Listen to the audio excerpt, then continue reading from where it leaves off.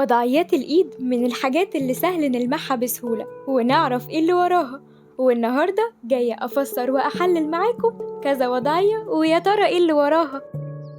عارفين لما تبقوا بتتكلموا مع حد في موضوع أو تاخدوا رأيه وتلاقوه فرك إيده الاتنين بسرعة، ده معناه إيه؟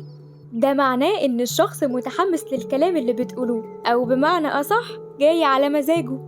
والعكس برضو صح، لو لقيتوا شخص بيفرك إيده ببطء وانتوا بتاخدوا رأيه أو بتتكلموا معاه، اعرفوا إن الكلام مش عاجبه قوي.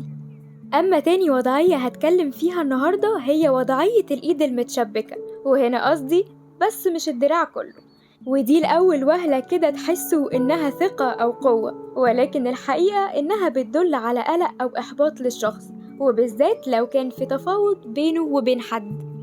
والوضعية التالتة معانا اسمها وضعية البرج، زي ما هيطلع قدامكم على الشاشة.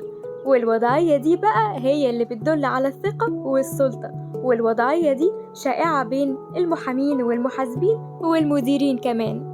وآخر وضعية النهاردة هي وضعية طبق الوجه، والوضعية دي معناها إيجابي، يعني فيها شيء من التودد أو اللطف، وغالباً بيستخدمها الأطفال لو عايزين طلب معين، وكمان بيستخدموها البنات. وبس كده، استنوني الحلقة الجاية هكمل معاكم باقي الوضعيات ومعناها.